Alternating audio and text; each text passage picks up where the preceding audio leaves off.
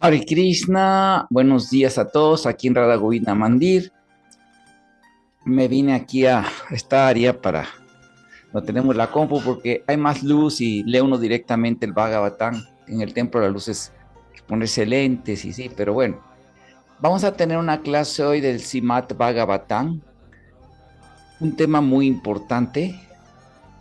Todos los temas del Bhagavatam son importantes, pero especialmente quiero tocar este tema. Bhagavatam 9, 10, 13. Del Srimad Bhagavatam, que se llaman Los pasatiempos del señor Ramachandra. Y bueno, aquí vamos a leer algunas cosas que quería pues compartir con ustedes. Para leer este verso, toca un tema muy educativo, todos, pero especialmente este verso.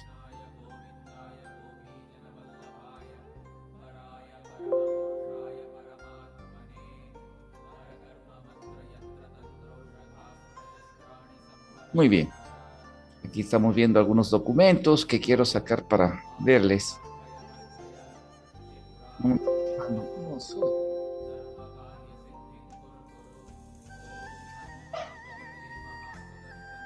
Muy bien, vamos a tener nuestra clase de Bhagavatam.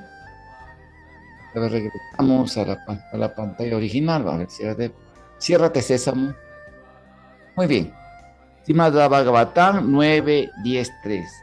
Narayana Namaskritya Naranchaiva Narottaman Devim Sarasatim Vyasan Tato Yayan Udiraye Om Namo Bhagavate Vasudevaya. Om Namo Bhagavate Vasudevaya. Om Namo Bhagavate Vasudevaya. Om Namo Bhagavate Vasudevaya. Narayana Namaskritya Naranchaiva Narottaman Devim Sarasatim Vyasan Tatoyayan Udiraye. Si había dicho el verso Narayana Namaskritya, ofrecer reverencias a Narayan y a Vyasadeva y todo eso. Es un verso que se recita siempre cuando se recitan los Puranas y los Itihasas como el Mahabharata. Viene este verso. Tasyanu charitan rayan rivistattadarshivi sutram hi varnitamburi tvaya sita patermuhu. Traducción. Oh rey Parikshi, las trascendentales actividades del señor Ramachandra han sido narradas por grandes personas santas que han visto la verdad. Como tú ya has escuchado muchas veces la historia del señor Ramachandra, el esposo de Madrecita, mi relato de esos pasatiempos será breve. Escucha por favor. Significado de Srila Prabhupada. Los rakshasas de nuestra época, que presumen de educación y cultura por el simple hecho de tener un doctorado, un PhD, han tratado de demostrar que el señor Ramachandra no es la suprema personalidad de Dios, sino una persona corriente. Bueno, aquí como lo tradujeron en España, lo editaron, corriente que es un hombre común. ¿No? Aquí corriente en nuestro el sentido de la palabra corriente que es algo de baja clase. ¿Sí me explico? Vulgar, ¿sí? O de muy baja clase, no. Pero aquí se llama hombre ordinario. ¿Sí? En España se utiliza en ese sentido la palabra. Pero para las personas eruditas y espiritualmente avanzadas, nunca aceptarán esa idea. Solo aceptarán que el señor Ramachandra y sus actividades conforme a la explicación de los Tattvadarsis, es decir, aquellos que conocen la verdad absoluta. En el Bhagavad Gita 4:34, la suprema personalidad de Dios aconseja, o sea, Krishna aconseja, Tadvihi pranipatena, pariprasnena sevaya, upadisyanti te yana, yaninas tatuadarshina. Trata de aprender la verdad acudiendo a un maestro espiritual. Hazle preguntas con sumisión y ofrécele servicio. Las almas autorrealizadas pueden impartirte conocimiento porque han visto la verdad. Solo un Tattvadarshi, alguien con pleno conocimiento de la verdad absoluta, puede explicar las actividades de la suprema personalidad de Dios. Por lo tanto, aquí hay muchos supuestos Ramayanas, relatos acerca de las actividades del señor Ramachandra. Muchos de ellos no son verdaderamente autorizados. A veces los autores explican las actividades del señor Ramachandra en función de sus propias imaginaciones, especulaciones o sentimientos materialistas. Pero las características del señor Ramachandra no deben tomarse como fantasías.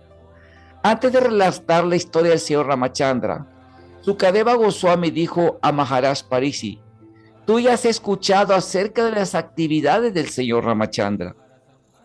De esto se deduce que hace 5000 años había muchos Ramayanas y en la actualidad sigue habiendo muchas versiones de las actividades del señor Ramachandra. Sin embargo, debemos seleccionar únicamente los libros escritos por Tattvadarshis, Yaninas Tattvadarshina, no los libros de falsos eruditos que pretenden poseer conocimiento por el hecho de tener un doctorado. Así los advierte Sukadeva Goswami, Rishivis Tattvadarshi. El Ramayana compuesto por Valmiki es una obra enorme, pero Sukadeva Goswami nos resume su contenido en unos pocos versos. Bueno, voy a dejar tantito stop share para pasarles voy a compartirles otros temas para tener bien esta conferencia, vamos ahorita.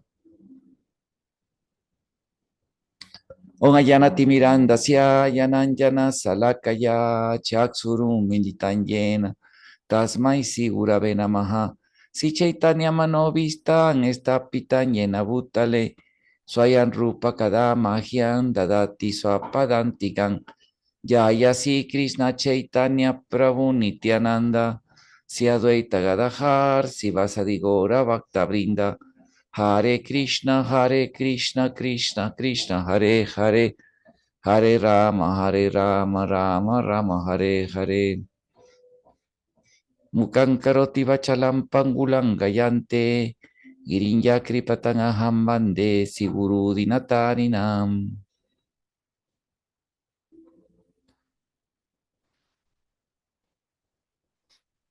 Creo que esta es.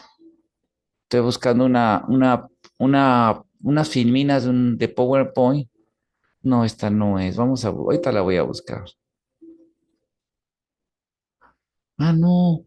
De aquí la puedo buscar. Claro, ahorita la voy a buscar. Espérame tantito.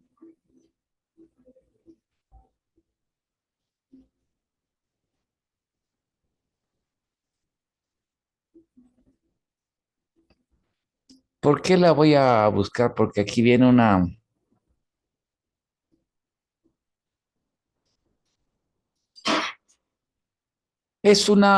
más bien es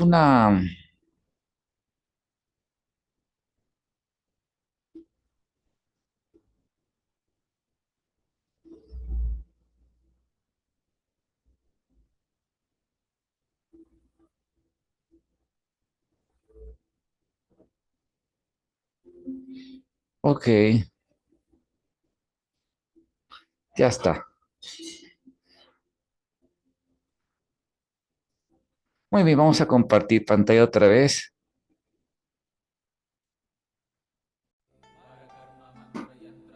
Ya está, muy bien. Ya estamos compartiendo pantalla. Bueno, aquí Prabhupada explica, en el mismo verso lo dice, ¿no? Y es que, fíjense, qué interesante que ha habido, lamentablemente, ¿cómo se llama? En nuestra sociedad mundana, como digamos, yo que soy filósofo de la historia, ¿no? Es mi doctorado como científico social, lo quiero decir, ¿no? Porque como educación para los devotos, como dice Prabhupada, ¿no? Porque Prabhupada quería que los devotos que tuvieran preparación académica pudiéramos presentar científicamente la conciencia de Krishna, la filosofía de Krishna a la sociedad intelectual. inteligente, entre comillas, de Kali Yuga de ahorita, para quitar o explicar la verdad como es, tal como es. Entonces, los que estudian historia dicen que la historia, han estudiado la historia, y como que tiene leyes así como leyes parecidas, es como la naturaleza material y como la sociedad transmite y la sociedad actúa, la sociohistoria, la sociedad con la historia, como que tiende a repetir los patrones y se repiten y se repiten. Entonces, es interesante que cuando uno lee el Bhagavatam, encuentra las respuestas que ya se dieron hace mucho a cosas que vuelven a surgir ahorita. Por ejemplo, les voy a dar un ejemplo. Bueno, dicho Prabhupada aquí lo dice en el significado, que ya en época de Parikshit Maharaj había muchas versiones del Ramayana, que ya las había escuchado, dice, tú has escuchado. Ya había muchos, y cada vez hay más y más. Y también de otros textos, ¿no? Hay la tendencia, ¿por qué? Porque más en aquella época, la gente no, a principios de Dwapar Yuga se empezó a impulsar más la escritura, porque la gente tiene tanta memoria que más aprendía de memoria las cosas y las repetía, transmitía más oralmente. Ahorita es más visualmente, más que lectura. Sí hay lectura, pero no como antes. Ahorita es visual más que todo. Todo es visual, ¿no? A través de la tele, a través, me explico. Entonces, es interesante, lo digo esto, porque resulta que en la época que Prabhupada hace este comentario, basado en la época de Srila Bhaktisiddhanta Goswami Maharaj, que es Srila Bhaktivinoda Thakur, digo Bhaktisiddhanta y porque son sus acharyas previos de Prabhupada, Srila Srimad Bhagavatam Marichamala, parece se llama, Srila Bhaktivinoda Thakur en bengalí y sánscrito, hizo un libro donde saca muchos versos muy importantes del Bhagavatam, y es una cornala de locas del Bhagavatam para presentar la filosofía de conciencia de Krishna a su época. Y también Srila Bhaktisiddhanta hizo el Gaudiya Bhashya, es un comentario del Bhagavatam en sánscrito, donde Prabhupada se basa principalmente para su presentación.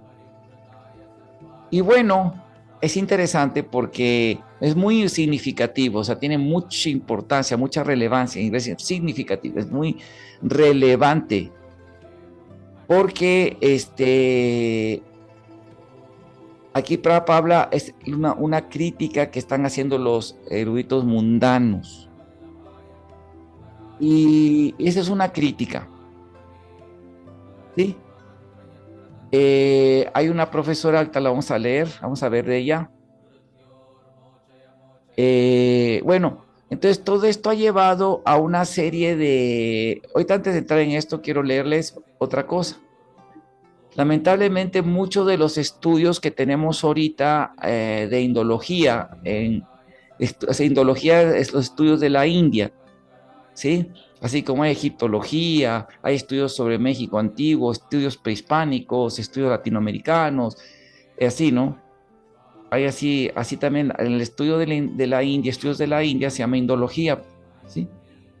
Y es interesante que esto surgió esta rama académica en Europa a partir de la invasión inglesa.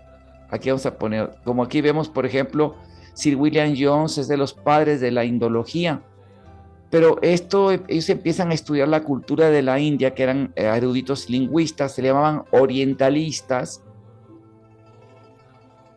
pero el propósito de su lectura no fue per se estudiar nada más la cultura hindú, sino tenía un objetivo. Les voy a poner un ejemplo. Ahorita es común que antes de digamos, hacer tratos comerciales o, sí me explico, es muy común como ya es más global, ya se conoce más, pero a principios que empezaba la globalización, ¿no? En la época del colonialismo y después en la época postcolonial, digamos, entrando el fin del siglo XIX y después principio del siglo XX, generalmente los países mandaban gente especializada a estudiar las culturas para luego pues invadirlas comercialmente, hacer estudios de mercado, estudios de cultura, todo eso para ver cómo poderlas invadir culturalmente, o sea, invadir con su producto comercial, ¿cómo me explico? Y esto no es nuevo, fíjense, es muy antiguo. También en la época del Mahabharata se habla que deben tener espía los reyes que iban a espiar y hacer un estudio de cómo estaba todo, cuáles eran la cultura, que para poderla así ver los puntos débiles culturales y poderla invadir con el comercio o con una conquista armada, una ocupación.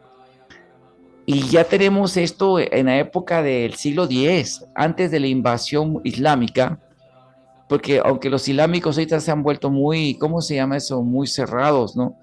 En su mundo, aún así ellos fueron grandes científicos e intelectuales.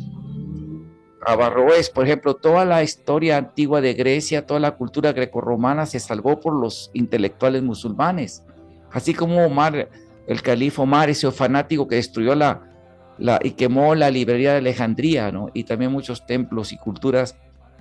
También hubo entre ellos Averroes y otros eruditos que rescataron de allí toda la cultura griega, ¿no? Los manuscritos antiguos de los testamentos, manuscritos del diálogo de Platón, la filosofía grecorromana, ¿sí? También trajeron de la India muchas ciencias, incluso los números que llaman arábigos son números sánscritos, son de la India. Y transmitían, ellos viajaban por la ruta de la seda, traían muchas cosas de Oriente a Occidente, ¿no? Hasta los chapatis llegaron a España, que los trajeron de allá de la India y de todo el Medio Oriente, del norte de la India, ¿no? Otros. Entonces, pero mandaban a estudiosos. Así, la India cuando fue conquistada muy después de la conquista española, aunque ahorita hay lo que se llama la leyenda negra, ¿no? Que ahorita tratan los intelectuales españoles, tratan de desmitificar un concepto de que los españoles fueron unos totales bárbaros con las culturas que dominaron y los quieren romantizar con el debido respeto, digo, porque los quieren apologizar, o sea, los defienden y los quieren lavar diciendo que no, ellos fueron los más lindos y buenos con los indígenas, que nunca se pasaron de abusivos. Cosa que no es cierto, o sea, sí hubo abuso desde el punto de destruir su religión, claro, en lugar de domesticarla, ¿no? Porque su religión hacía sacrificios humanos, pero ellos hicieron actos muy bárbaros, hasta la Inquisición, mataron, o sea, hicieron carnicerías también de los indígenas. Y de hecho salieron con todos los demás para tumbar al imperio mexica, ¿no? Porque ya estaban hartos, por eso pudieron conquistarlos y por las enfermedades. Les contaminaron sus acueductos con cuerpos llenos de viruela y otras enfermedades que traían los españoles, y así los diezmaron y los acabaron. Pero los españoles ahora quieren lavar eso diciendo que no, que sí, porque a diferencia de los ingleses y anglosajones que vinieron tanto de Europa, del norte de Europa, a Estados Unidos y Canadá, los españoles aceptaron como desde la época de la reina Isabel, aceptaron a los indígenas como miembros del reinado y que tenían derechos, es cierto, porque se les aliaron. Toribio de Benavente, famoso, creo, si no me equivoco, me corregirán los expertos, hizo los famosos códigos para proteger a los indígenas. Y sí es cierto que la población española se mezcló desde un principio con los indígenas. Doña famosa Marina, que era la Malinche, se fue la mujer de Cortés, no se casaron, pues fue la mujer, y luego se la dejó a uno de sus generales, ¿no? Mientras estaba ahí era la intérprete, ¿no? La que era la traductora. Pero aquí viene un punto, ¿no? Que sí hubo, o sea, sí hubo abuso. No fue así como no fue algo tan lindo, así como lo quieren romantizar los españoles. De hecho, por la forma hicieron muchas trampas para convertirlos al catolicismo, hicieron opresión, en fin, está documentado. Ahí está la historia de abajo que nuestro querido historiador, doctor ¿verdad? Portilla, ¿no? Creo que se apellida Portilla, es un doctor muy famoso aquí, que ahí comprueba toda la visión de los vencidos, ¿verdad? Como no fue tan romántico como dice. Bueno, asimismo, cuando los ingleses toman la India, ya había más derechos, ya se tomaba más en cuenta que no hubiera más abusos, entonces no llegaron sí demolieron templos, sí saquearon templos también, como los musulmanes. Porque los musulmanes dicen, no, el Islam nunca se puso por la beligerancia, por la guerra.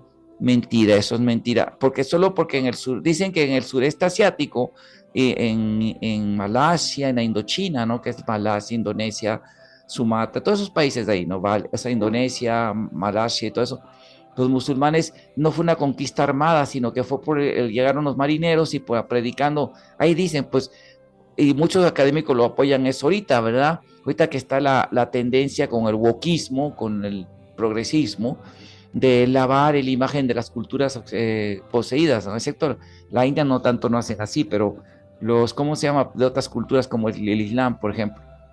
Y dicen que así es. Bueno, vamos a dejarles, acepto, yo no soy especialista de no estudiar esas culturas, pero sí he estudiado la India.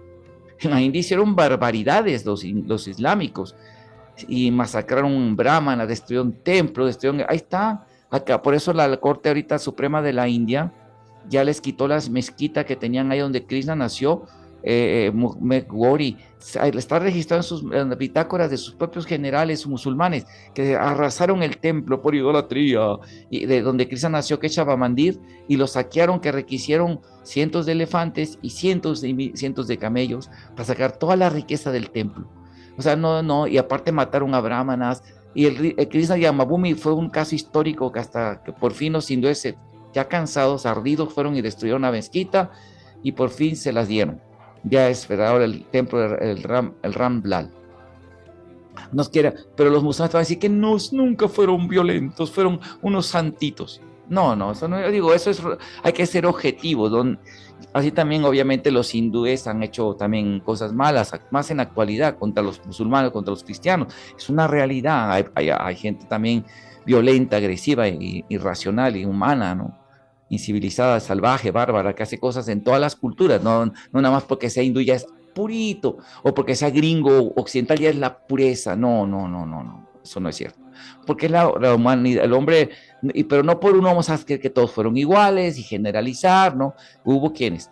Pero bueno, en los estudios de la India, cuando empiezan esto de la India, tenían un propósito, que es declarar en sus mismos libros. Aquí tenemos a Sir William Jones, Horace Wilson. Ellos abiertamente lo declaran, sin pelos en la lengua, sin ninguna vergüenza. Dice que los hindúes son ignorantes, su mentalidad es de incivilizados, son oscuras, idólatras, que los textos que dicen que son revelados por Dios son puros, empiezan con un poquito de luz y terminan en la más burda ignorancia, y vamos a iluminarnos con la verdad cristiana, los convertiremos al cristianismo. Eso lo dijeron.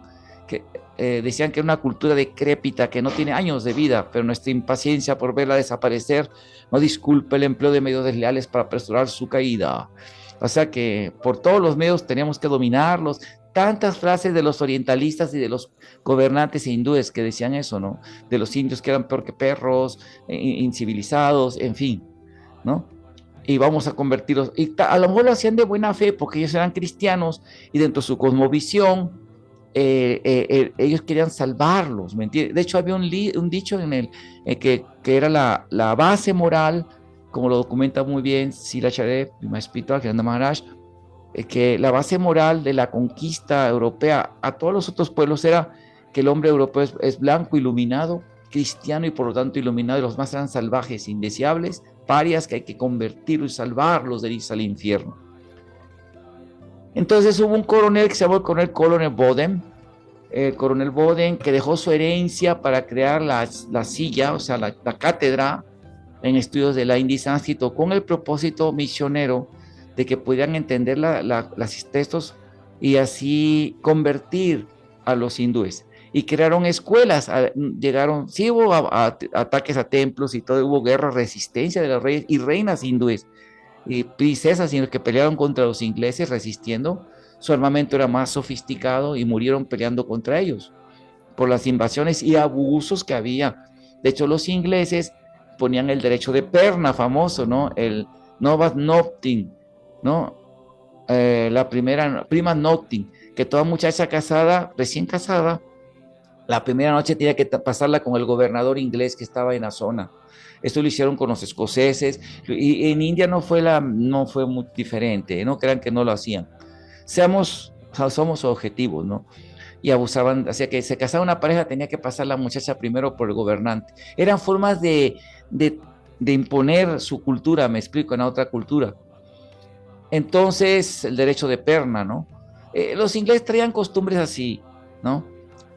Eh, y resulta que con esas actitudes, ¿no? Así, ¿no? Y aprovechando algunos casos en India, como por ejemplo había el sati, que luego lo querían hacer obligatorio por fanatismo de algunos hindúes, se moría, por ejemplo, el hijo y la viuda, soy más que era joven, o la mandaban a una casa de viudas, así que eran mujeres, aunque sea jovencita, porque supuestamente no se podía casar, y ahí hay un documentado de que esas casas de viudas, esos arran de viudas, se luego eran usados como casas de prostitución para los ricos, tanto inglés como indianos, indios así, ricos, vulgares, ¿no? Que iban para las mujeres, a las mujeres. Bueno, entonces, pero independientemente de esas cosas sociales muy malas de Kali Yuga, los ingleses hicieron cosas tan malas, pero lo principal de medio de adoctrinación para convertirlos en cristianos era abrir escuelas como la Scottish Church College, donde Prabhupada estudió en su universidad, que eran para adoctrinar a los niños hindúes, y para eso se inventaron la teoría de invasión aria, que decía que el sánscrito y los ancestros de los hindúes eran blancos que vinieron de Europa, por las comparaciones lingüísticas, cuando muchos eruditos antes de esa teoría que usaron los ingleses como medio de conquista, a lingüistas así decían que no, que el sánscrito era la reina madre, incluso ingleses, pero claro, ya cuando conquistan, cállense, tiene que ser la conquista. Ahí es como se influencia la historia. Bueno, entonces los indianos, los primeros ingleses y también algunos en el siglo XIX, el famoso, ese siglo que llaman siglo de la luz de los materialistas, así le llaman, ¿no? Pero realmente es el siglo de la desacralización del mundo, de la secularización, de volver a la sociedad secular, volver a la sociedad mundana, atea, donde perdieron las filosofías ateas como el marxismo con el materialismo dialéctico, materialismo histórico de Marx, el naturalismo darwiniano, el positivismo lógico de Kant, que era agnóstico, las corrientes de filosofía jacobinista, la ilustración, los jacobinos anticlericales, ¿no? Que estaban contra la religión, se puso bien fuerte el secularismo, ¿no? O sea, quitar a Dios de todo. Algunos indios así que habían sido adoctrinados por la educación inglesa, que les enseñaban pura enseñanza así hipercrítica, para creer que todo era mitología falsa, la religión de la India. Ellos también tomaron esas ideas, pero haciéndose más hacia las izquierdas, ¿no? Las tendencias materialistas, y son los que escribían libros sobre Ram, así como Prabhupada dice, por ser doctorados. Yo también soy un doctorado y eso no por eso me hace Dios ni nada de eso. Bueno, entonces, digamos que en ese tiempo decían que era Ram una figura histórica ordinaria, pero ahorita ha vuelto a salir un nuevo discurso, no nuevo porque ya fue derribado incluso por la Suprema Corte. Pero resulta que cuando en el 2007, 2008, por ahí, cuando el partido Bharatiya Janata Party, que es donde está el presidente Bhakpesh, el presidente Modi ahorita y antes Bhakpesh, perdió las elecciones en India y entonces ganó el Congreso, algo así, el Congreso Nacional, hay un partido ahí que tiene una tendencia, hay tendencias comunistas también ahí en India muy fuertes, marxistas, y hay tendencias que son de partidos de tendencia, además secularistas globalizantes. Secular quiere decir eso, ¿no? Que quieren romper el pasado y meter la idea, que deben de estar, que India sea una India igual que todos los países, o sea, ser globalizantes, igual que todo el mundo en cuanto a todo, hasta con religión y todo eso. Y en aquel tiempo, en el 2007, empezaron a meter lo que hacían como arma para destruir la cultura de la India y en muchas culturas tradicionales, era abrir la puerta a las iglesias evangélicas de Estados Unidos, apoyarlas. Incluso el gobierno de India apoyaba con dinero y le daba tierras para que hicieran escuela a los cristianos y predicaran mucho, y a los hindúes les quitaban hasta de los templos, que la ganancia que se juntaba a los templos, la hacienda de India tenía que checar eso y fiscalizar todos sus ingresos para repartirlo por igual, repartirlo entre comillas, porque obviamente se quedaba en la bolsa de muchos por la corrupción que ha existido en India, la verdad. También a los cristianos de acá, pero a los hindúes no les permitían nada de tener iglesias, escuelas, no pueden hacer universidades que enseñen la cultura hindú. Y además las universidades como la Nehru University y otras son semilleros de comunismo y ateísmo. Y los otros del Instituto Bhaktivedanta, como vieron los documentos de Rashmipati Prabhu, porque él estuvo en India un tiempo, ¿no? También tiene un doctorado en literatura de la India y es profesor de hinduismo y budismo en la Universidad de Chile. ¿Cómo se llama esta? La capital de Chile, Montevideo. La Universidad Católica, él da clases de hinduismo, tiene un doctorado también. En la misma universidad que yo estudié, el doctorado, yo hice mi doctorado. Entonces, resulta la agroamericana, ahí también lo hizo él, cuando estaba en España. Bueno, resulta que el Instituto Bhaktivedanta, al Instituto Bhaktivedanta de India le llegaron a ofrecer que le ponían una universidad construida y todo grupos ahí de India, de la India en ese tiempo secularistas, pero no tenían que ser nada de Dios ahí, al contrario, puro marxismo y ateísmo. Entonces, en ese tiempo, digamos, en el discurso del Prabhupada en esa época, hablaban que Ram era un hombre ordinario. Salieron un discurso así, los intelectuales marxistas, que son los que pone generalmente cualquier partido, o sea, cuando ganan los partidos comunistas, olvídense, como en Bengal, cuántas trabas dieron para que se construyera el templo de Jana Mandir de Mayapur. Muchas trabas le ponían al templo. Y iban y los naxalites, que son grupos radicales de marxismo radical, son fanáticos extremos, tiraban bombas a sacarlo al templo. Y a lo mucho teníamos una pequeña, ni un pelotón, tenían como 12 soldados protegiendo el templo. Un complejo como Mayapur. Qué horrible, ¿no? 12 soldados, que los dos tenían que armarse. Hay videos de Sila y el Petaco tirando al blanco, ¿no? Disparando contra los, porque llegaban a matar devotos, tiraban bombas, robaban el templo. Y el gobierno ese no hacía nada. Al contrario, pues son comunistas. Para los ratragatas también permitían que los comunistas, los medios de comunicación, periódicos, hablaban pésimo disco, y sí, así son los comunistas, son los materialistas, los marxistas de allá, la izquierda, ¿no? Y los extremos atacan con bombas y eso. O sea, son bárbaros. Y los gobiernos no hacen nada. Pero ahora que llega el presidente Modi otra vez, bueno, pero antes de eso, en esa época, había los que ganaron el Congreso Nacional, creo que se llama Congreso Nacional, es el partido, digamos, opositor al BJP, se llama el Bharatiya Janata Party. Entonces pusieron intelectuales orgánicos, así le llamaba Gramsci, el famoso intelectual marxista, a los, ¿cómo se llama esto? A los intelectuales y predicadores intelectuales del comunismo, los pusieron en las secretarías o ministerios de educación.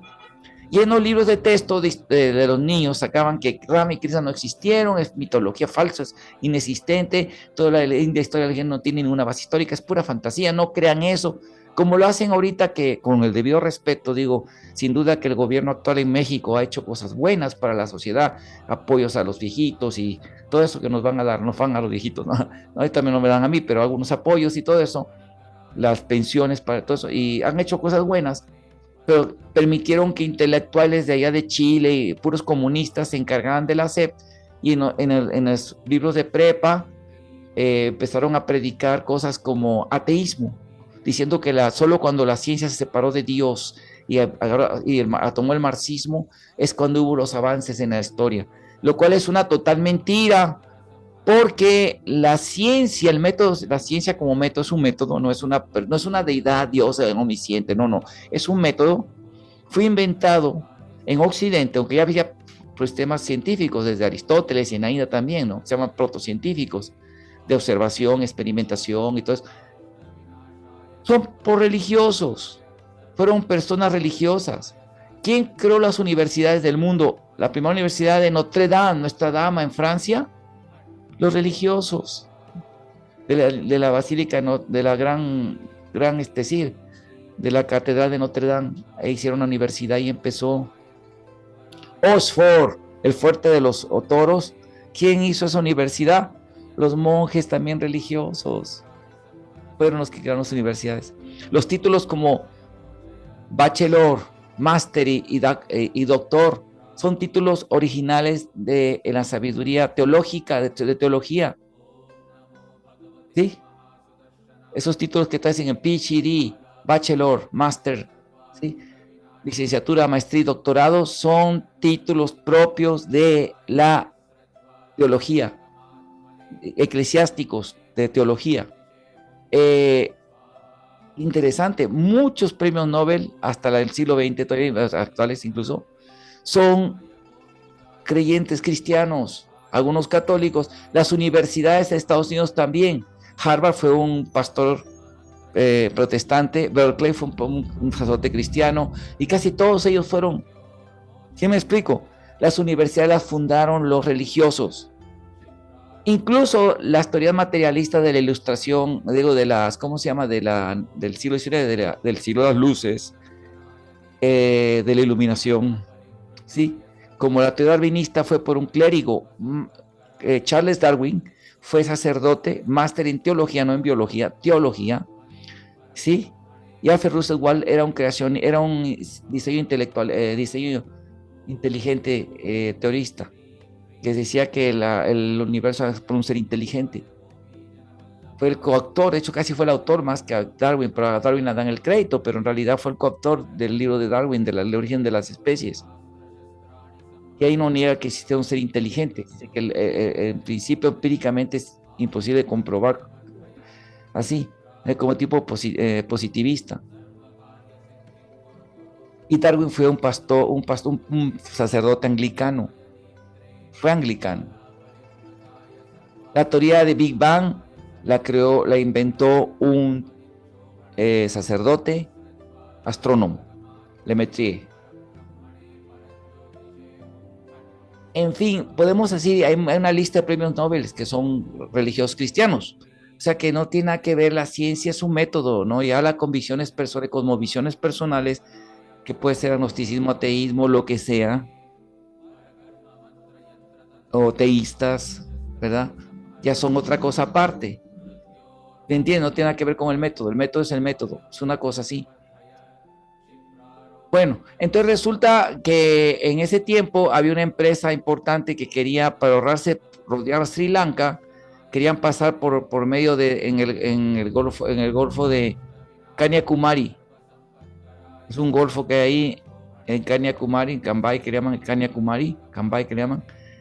Está el Rama Seto, está hasta la fecha el puente de Sri Lanka y los restos. Antes se dicen los historiadores, incluso musulmanes, que ese Rama Setu que ustedes pueden caminar kilómetros para adentro, hermano, cantando Setum Bande, Varanaseva, Setum Bande, que sí, Rama, así recordando el pasatiempo de cómo los Varanas construyeron el puente, se puede ir hasta ahí, casi llega muy lejos, hermano. Antes se cruzaba hasta Sri Lanka.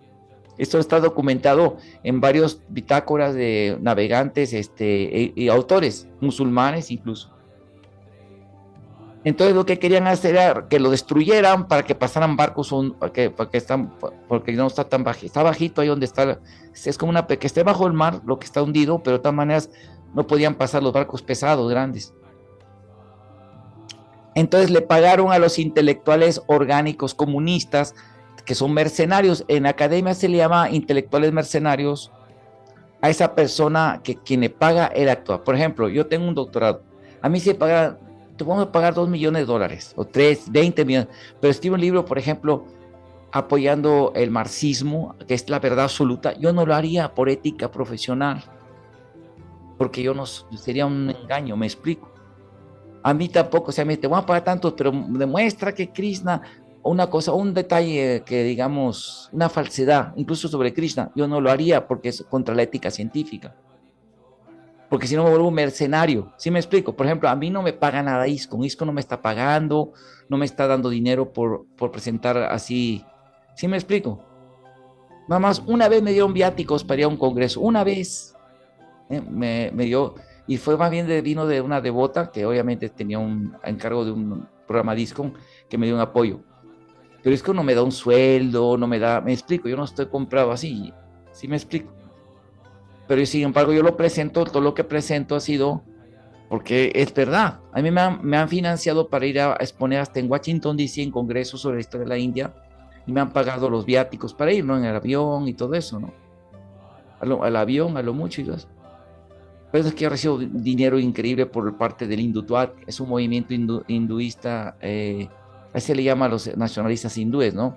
Que es de parte de este partido de actual. Yo no he recibido eso. Y aún si yo recibiera un sueldo, no me comprometería a mis enseñanzas para decir cosas que son mentiras, no me presto a eso. Pero en cambio, estos intelectuales orgánicos son eso, ¿no?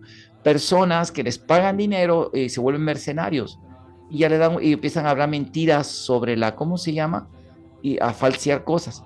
Entonces, incluso levantaron empezaron a pagar a los medios para que dijeran que mitología de la India real no existe, así al negacionismo histórico, o sea, ya no nada más que una persona histórica, sino que así, ¿no? Para querer dominar comercialmente, destruir el Ramset. Hubo muchas protestas y los hindúes, y ahorita hay una rama de hindúes que se llaman, no sé, Dharma Raksas, pero hay unos extremos también que ya cometen actos así vandálicos, no van y destruyen cosas, ponen bombas. El caso fue este famoso, sí, ya no se aguantan, hacen cosas inhumanas, destruyen templos y cristianos y masacran musulmanes o cristianos, hacen barbaridades. Entonces estos empezaron a arder y fueron ardidos, hacían ardidos, ¿no? Fueron a levantarse, a protestar y quiten eso, que no vayan.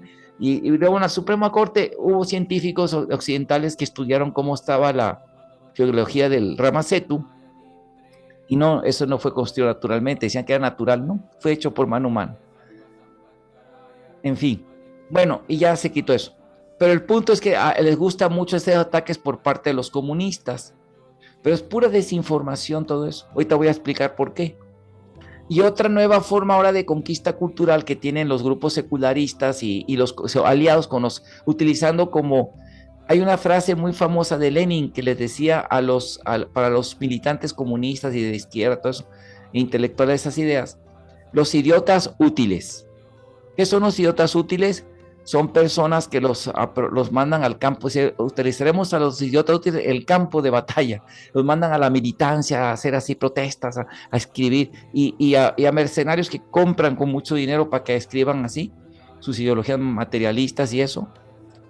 Entonces, ahorita la nueva forma es que los grandes poderes intelectuales de grandes consorcios capitalistas de globalizantes quieren meter su cultura de consumo, ¿no? Y las cosas así mundanas y cosas así para destruir las tradiciones antiguas. Primero metían a los cristianos, ahora ya no, ahora meten la ideología de género, producto del posmarxismo de la escuela de Frankfurt y del marxismo cultural granciano, en el cual meten todas esas cuestiones del género, ¿no? La ideología de género, que es los derechos del LGTB, los derechos feministas, el aborto, toda esa ideología, ¿no? Black Lives Matter, toda esa cuestión, ¿no? La ecología, y a todos esos grupos de lucha social los usan para que hagan militancia, especialmente los LGTB y los feministas. Y entonces ahorita ya hay una nueva rama también de estudiosos indólogos. Yo los había clasificado en tres, que son los Indotuat, que son los naturalistas, de que defienden así la India con su tradición histórica de una manera muy apasionada. Están los conservadores de la ideología británica, que los modelos productos de los orientalistas, ¿no? Que la India fue invadida por los arios, que los veas son muy recientes, después hasta poscristianos o un poquito antes, y así que defienden esa postura conservadora de la época de los conservadores del orientalismo. Están los neutrales científicos que sí investigan, tal verdad que sí, no son que occidentales o hindúes, lo que sea, que son objetivos, que tratan de buscar la verdad. Y luego están, la nueva rama es de las damas empoderadas y los aliados que las apoyan, de la ideología de género, que sacan cada barbaridad. Y ahorita están sacando, y los chistosos, como buenos herederos del marxismo, sacan también tonterías. La mitología de hindú. Avatares históricos solo Buda, no, solo Chaitanya, ni siquiera Buda ya. ¿Y saben por qué? Porque Buda habló mucho, que enfatizaba mucho a los monjes que no se asocien con mujeres, aunque tenía grijastas casados también, pero hablaba mucho que entendieran que los placeres, como dicen los Vedas, que el apego a la vida sexual es es lo que nos encadena y todo eso, los placeres carnales, y que no se asocien con mujeres los monjes ni las monjas con hombres, pero especialmente entonces chistoso porque Buda fue de los primeros que tienen monjas en sus sangas, y acepta que las mujeres también sean maestras y todo, o sea, pero como Buda no les simpatiza por eso, a Buda lo tienen como macho patriarcal, ¿no? y que dejó a su familia para volverse un monje, abandonó su familia patriarcal, macho patriarcal, ¿no? Y a Rand, antes los ingleses lo alababan a Rand, decían que Rand era un gran ejemplo, y vamos a ver esto, y ahora las estas empoderadas sacan que Rand es el más malo machista con Cita porque no la quiso aceptar y la puso a prueba. En fin, son tremendas esas personas, ¿no? Y escriben barbaridades. Pero sobre el negacionismo histórico y toda tontería va, que surgió mucho en el 2007 por la demanda del Rama Setu para querer. Hay una teoría interesante referente, ya para terminar, a los textos que dicen que la sacó un señor, ahorita vamos a hablar su nombre, una teoría muy, muy absurda, ¿no? Otro igual a esos orgánicos, mercenario, que se llama Aka Ramanujan, que sacó la teoría que dice 300 Ramayanas, 5 ejemplos de 3 pensamientos y traducciones, ¿no? Que es un libro incluso la Oxford Press University lo sacó en 1999. ¡Wow! ¿Y cuál era su teoría? Como para apoyar esa teoría, para que se subió para apoyar la teoría esa que les digo, que en realidad no hubo un Ramayana original, esa teoría que viene de eso porque hay muchos Ramayanas. Bueno, aquí vamos a entrar en síntesis, porque ya me alargué mucho de lo otro, que voy a dar una segunda clase después. En síntesis me voy a dedicar esto. Yo soy lingüista y estudié con una de las más grandes filólogas de aquí del noreste de México, una maestra muy eminente, apreciada hasta por la Universidad de San Antonio, de Austin, Texas, porque ella es una filóloga muy destacada, la maestra San Juanita Torres, de la UNL, tiene maestría en lingüística, en filología, fueron los que no filología. Ella hizo un estudio de los manuscritos de Fernando, no, de Fray Servando Teresa y Mier, que escribió un libro famoso cuando estuvo en San Juan de Ulúa, y hay 2 manuscritos de él, uno que hizo primero y luego el otro que ya fue el otro. Y estudié con el famoso manual de Becla, Alberto Becua, de filología. ¿Sí? Es un manual de una eminencia en filología. Bueno, el estudio de la filología se remonta también ya desde la época védica, ¿no? Y también de la época occidental, desde los griegos, ya había que comparaban los manuscritos que había. ¿Verdad? Eso también se ha hecho estudio, se llama el estudio del bajo criticismo y el alto criticismo, la crítica textual, de que la colatium código con que se comparaban todos los manuscritos. Bueno, hay una teoría la teoría de este señor, que hay muchos manuscritos del Ramayana, y se basa en una teoría que surgió por ahí también en esa época que la gente que se sentía muy, muy, muy puntas, que se sentía muy inteligente, ¿no? Pero más sacaban punta, ¿no? Que es una forma educada de decir al onanismo mental, a estarse lucubrando mentalmente, el onanismo mental, es una forma educada, ya me entenderán, onanismo mental, es que les gusta estarse sacando punta con la mente, ¿no? Bueno, estos caballeros onanistas mentales, en la idea de hacer dudar la Biblia, sacaron una teoría que en realidad no existían manuscritos originales de la Biblia, ¿no? De los testamentos, que en realidad era una acá y así, ¿no? Y eso también este señor, estos negacionistas, que es otro fenómeno, el negacionismo histórico, es otro fenómeno de alienación cognitiva que tienen ciertas personas, como los que niegan el holocausto y niegan así a Shakespeare porque hay muchos manuscritos de Shakespeare, o sea, y todos sabemos que más antes, a veces yo tuve un libro que hizo varios borradores hasta que lo saqué, y tengo el primer borrador hecho a máquina, en mano, luego está el borrador en máquina de escribir, que se lo dio a un amigo que lo tiene todavía hasta la fecha, que es profesor licenciado en filosofía, y ya no se lo he pedido, pero se lo voy a venir a pedir para tenerlo, de mi libro Vaishnavismo, y luego uno que me editaron en Bhaktivedanta Books, libros de Bhaktivedanta, de Editorial Bhaktivedanta, con Narendra Das y Harinan Das, y luego tengo el que yo edité, ¿sí? Y de repente voy a editar uno en la Académica Española, pero en fin, y revisarlo y actualizarlo porque ya hay más hallazgos arqueológicos y todo eso. Entonces, es normal eso en la composición de un libro, que hay manuscritos, y luego cuando un libro tiene mucha antigüedad, en aquel tiempo la gente más hablaba por la historia.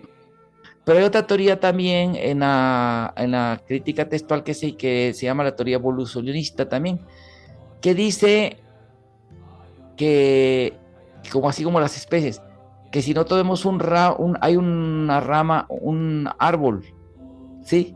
De una familia de especímenes, quiere decir que existen unos originales, me explico, una raza original donde se derivan los demás. Esa es la teoría evolucionista del árbol. Otra teoría, hipótesis. Pero estos de los no existaciones, de los no, podemos llamar que no hay no original, o manuscrito original, ¿sí? Estas personas están, ¿cómo les diré? Se oponen, contradicen esto, ¿no? Contradicen totalmente esta realidad. Sí, ¿verdad? Es como si yo digo que existen, por ejemplo, existen el apellido Arganis, ¿no? Hay muchos, ya que he checado con las nuevas redes, ya puedo que hay varios Arganis en varias partes, ¿no? Incluso en Inglaterra, en Grecia, en Escocia, ¿no? Así, ¿no? Y puede uno ver así la migración de la familia, ¿no? Pero porque existió una persona que se apellidaron así, o unas personas que, o sea, no es que, eso es prueba precisamente. Y la teoría de ellos es que pone al caballo detrás del carruaje. Dicen que porque hay muchos manuscritos que es que no hubo un origen. Es absurdo. Es como si yo veo que hay muchos González, muchas otras familias así. Es porque obviamente hay una original persona que se llama un González que da origen a esta, que eran los de Gonzalo, González el patrón. O sea, no sé, o sea, son cosas que no viven la realidad, alienaciones. Y luego de ahí saltar, porque ahorita lo prohibieron ese libro en Nueva Delhi porque se irritaron los del Hindutva y fueron a protestar y ya quitaron eso de Nueva Delhi. Ese libro lo prohibieron porque es un libro que es ridículo, absurdo, ¿no? Tiene y otra cosa muy importante, que los manuscritos, como lo dice Alberto Beclo, que es una eminencia en filología, y también lo dijo Stuart Pigot, que es un gran arqueólogo una autoridad que ha estudiado las culturas de Mohenjo-Daro, que la crítica textual solo se puede hacer cuando uno tiene autógrafos, que uno tiene manuscritos de la mano del autor. Si no tiene esos manuscritos de esa época, no sirve de nada la crítica textual. ¿Sí me explico? No sirve de nada la crítica textual. Tú puedes traer muchos manuscritos, pero no puedes reconstruir nunca así un original. Le voy a poner un ejemplo. Suponiendo que yo encuentro, como le hacen por conteo matemático los filólogos, 100 manuscritos del Ramayana, por así decirlo, o 300 manuscritos. Hacen la colata en todo y luego sacan, porque por ejemplo hay un verso o versos que aparecen en todos. Ese es original. Y nada más hay unos que no aparecen. Entonces, cuando hay menos que aparecen, lo original le ponen a los que no aparecen, implica que no estaba. ¿Sí me entienden? O después de fechas después. Aunque ahorita están tan especiales esos académicos, que yo no sé cómo son tan subjetivos, se guían más por la fantasía que por la realidad, que la observación, que a veces ponen más los versos, aunque el antiguo sí aparezcan, los más nuevos no lo traen. Dicen, no, es que los más nuevos tienen la verdad porque es la mayor cantidad. Eso es absurdo. ¿Sí me explico? O sea, eso es una cosa absurda. El más antiguo es el que tiene más autoridad, lógicamente, porque se acerca más a los hechos. ¿Sí me explico?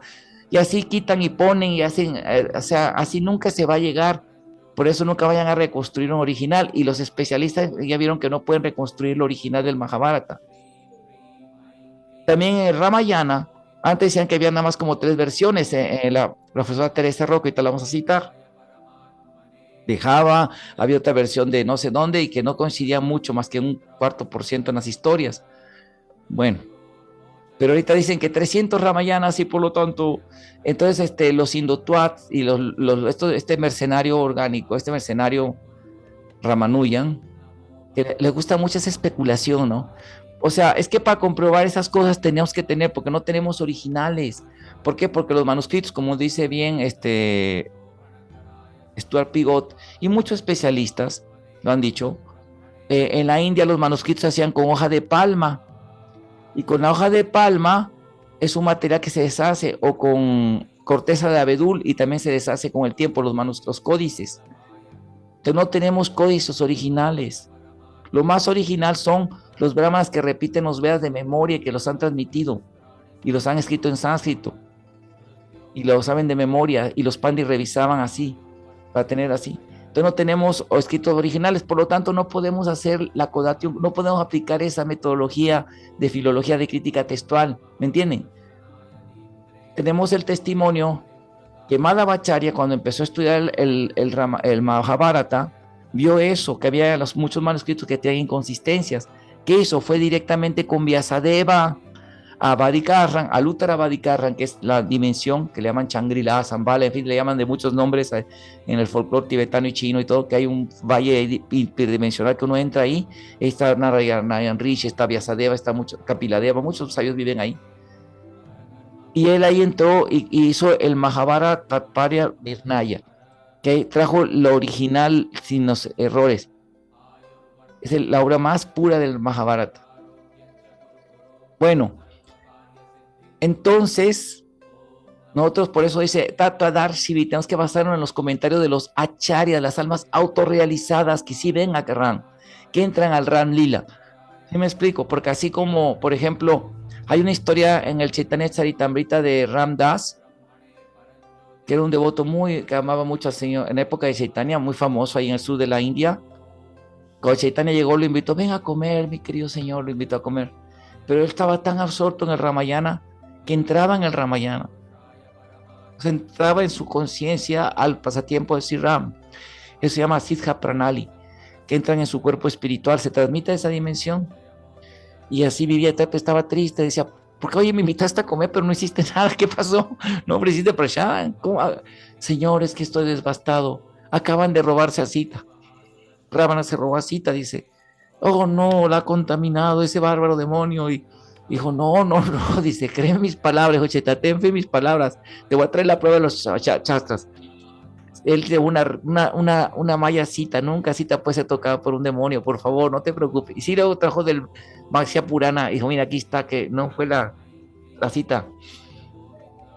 No tenemos la gran bendición de tener a los acharyas. Rupa, Sanatan eran habitantes del mundo espiritual y Chaitanya también, y entran a los pasatiempos de Krishna, de Ram. Me explico, ellos nos dan la verdad de los verdaderos pasatiempos. El Ramayana la época del Ramayana fue 1,5 millones atrás de años, de acuerdo a la cronología védica. Y tanto Ramayana se pasa más de memoria, obviamente de boca en boca se va cambiando por las situaciones históricas, eso es normal, ¿sí? Y obviamente los copistas no era como ahorita que tenían si ahorita con la computadora hay tantos errores en los registros de civiles por las actas de nacimiento, ¿no? Salen sin un nombre, le ponen una S por una Z y salen así. Y ya con copias de computadora, imagínense ahora ante a manos hacer copias y obviamente que va a haber alteraciones. Y luego, claro que se hace más oral que por... ¿Sí me explico? O sea, entonces, ¿cómo van a reconstruir un Ramayana original? Pero no, o sea, ya vimos el error de decir que no hay un original. Y luego de ahí saltar a la tontería que ahorita les gusta mucho a la indología queer y la indología feminista de género, ¿sí? Que negar la figura histórica como buenos ateos del marxismo. Es una tontería. En realidad el señor Ram y el señor Krishna han sido aceptados como figuras históricas por la academia de hace mucho. Es otra alienación cognitiva, una disasociación de la realidad. Aquí está, le voy a poner ejemplo. Horace Wilson, que digo, nada, era un piadoso devoto, dijo que Krishna y Ram fueron personas históricas elevadas a la divinidad. Lo dice él fue el heredero de la cátedra después de Sir William Jones y de todos ellos, de Conor Boden. Hizo un concurso de 200 libras esterlinas de aquel tiempo, que era mucho dinero, para el que presentara mejor refutación a los textos védicos. Dice que Krishna y Ram fueron personas históricas elevadas a la divinidad en su prefacio del Vishnu Purana. También Sir William Jones, que es el padre de la indología, también dijo que Ram era una persona histórica. También W.J. Wilkie y también de Krishna. Vamos a ver. Otro gran eminente erudito, que no era sí era cristiano, pero era un racionalista, ya era empiricista, ya no era creyente así, que fue el primero que hizo la investigación histórica sobre Jesucristo, 100 años después que Krishna. La primera investigación histórica científica sobre Krishna, pues, de tendencia positivista, fue por Bankivichari Chatterjee, un erudito especialista en sánscrito de Bengal, bajo la guía de Bhaktivinoda Thakur, escribió el Krishna Charita. Entonces, toda la investigación de los manuscritos, la referencia histórica de los griegos, de todo, ¿no? Los hallazgos que había en ese tiempo de arqueología, todo eso de cuando Krishna vivió y todo eso, ¿sí? Bueno, él fue el primero que, incluso en su libro ese que se llama Cómo Jesús fue elevado a ser un Dios, sí, es un libro de investigación histórica más racionalista, fue un premio Nobel, ganó el premio Nobel en 1933, que se llama, era Albert Schweitzer, como dijo Maharaj, Schweitzer, Albert Schweitzer, dice. Dijo, Krishna, hijo de Vasudeva y de Baki, y tiene una teoría mundana de Krishna, es probablemente un héroe tribal deificado, considerado un avatar del dios Vishnu. Ram como Krishna es un héroe nacional después deificado y últimamente considerado manifestación de Vishnu. Y su obra fue estudiada por otro también, digamos, nada piadoso, ¿no? Otro así materialista que se llamó Morris Winternis, otro alemán, amigo de Max Müller. No, pero bueno, así era así, que no era nada que amara a los veas, sino era muy así, esa corriente así de esa época, de poner así todo en duda, ¿no? Era un empiricista crítico, un aliado de Max Müller también, también, pero era así, con los veas era muy escéptico. Y ellos dijeron que Krishna y Ram eran personas históricas. Y su libro se llama El pensamiento de la India. Habló muy bien de Krishna. Bueno, otra especialista ya del siglo XX fue Teresa Roth.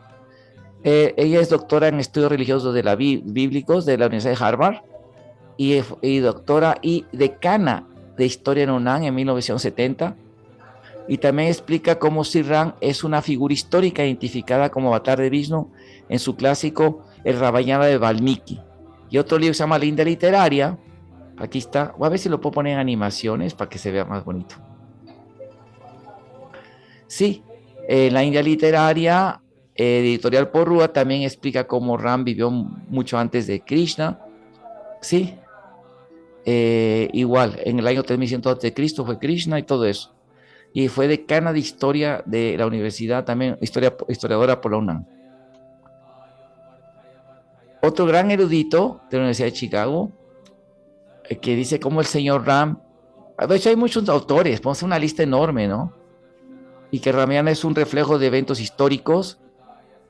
Bueno, primero fue Sir Rayari, que fue gobernador general de India, ¿no?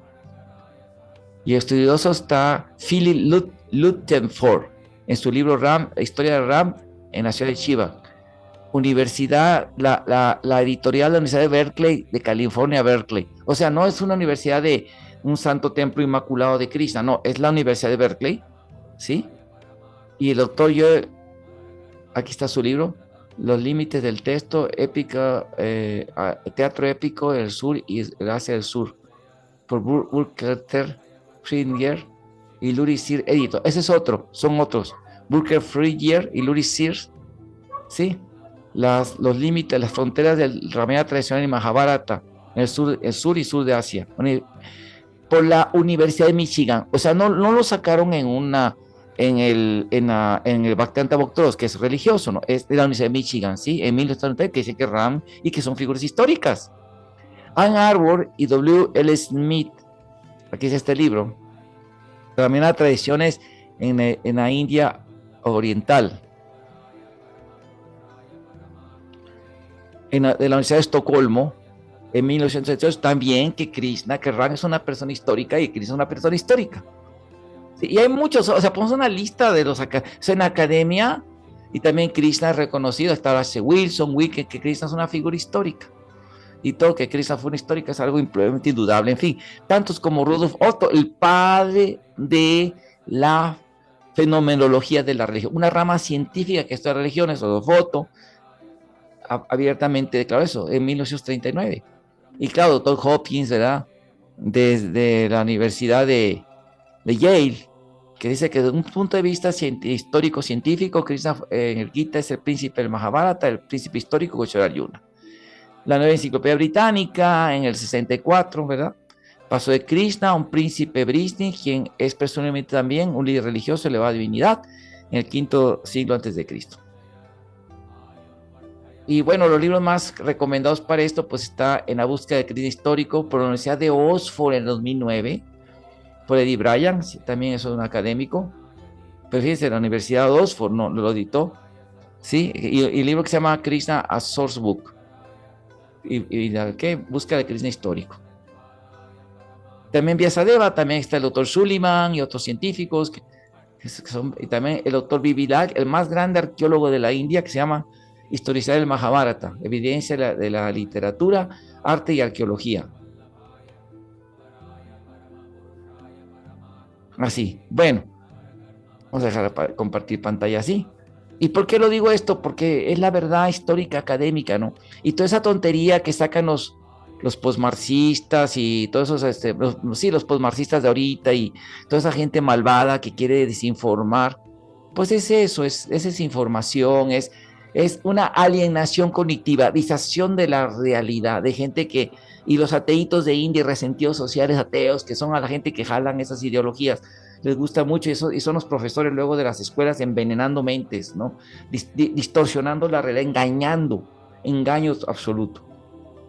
Y bueno, quería atacar este tema porque es más importante, porque ahorita predicadores musulmanes, predicadores cristianos usan también ese material para atacar la cultura hindú, lamentablemente, en lugar de ser ecuménicos, respetuosos, no, ¿verdad? Así desorientan a la gente en los medios y sobre todo los apóstatas. ¿Qué son los apóstatas? Son las personas que practicaron un tiempo, creyeron una religión y luego se desilusionan, se enojan con la religión, por un problema con un individuo, con individuos de una religión y se vuelven enemigos declarados de la fe, siguen estar atacando, hablando mal, ¿no? Como los que hablan así mal de ISKCON y crean paginitas por ahí. Esos son gente enferma, ¿no? Gente que no está bien de la cabeza. Con todo, digo, no es la ciencia seria ni es la ciencia de los acharyas, eso. Pero en fin, el tema sobre ISKCON lo trataremos en otra clase. Vamos a acabar aquí. Muchas gracias por su atención. Los invitamos, por favor, a suscribirse a nuestro canal de YouTube. Póngale en la campanita de notificaciones. Si te interesan nuestras clases educativas, por favor, dale like. Ayúdanos, por favor. Nos vas a ayudar muchísimo si puedes compartir nuestros videos, porque con compartirlos, el algoritmo de YouTube los va a recomendar. Queremos que mucha gente llegue a mucha gente y así se bendigan con estas enseñanzas. Y como dice la Prabhupada, hay que aprender de los Tattvavadis, de los acharyas. Y para terminar, nosotros tenemos el comentario de Ramanuja Acharya del Ramayana, hecho por un alma autorrealizada, donde es autoritativo completa. O sea, tiene total autoridad y digno de creerse, porque es hecho por una alma autorizada que veía al señor Ramanuja. De hecho, es una encarnación del Ashman, una expansión. Ellos entran al mundo espiritual, son habitantes que vienen de Ram Loka para enseñarnos Ramanuja Acharya. Bueno, muchísimas gracias a todos. Que tengan un feliz día en conciencia de Krishna y por favor difundan esta clase, suscríbanse a nuestro canal, ayúdenos a hacerlo viral. Que tengan un bonito día y muchas bendiciones del señor Ramachandra. Hare Krishna.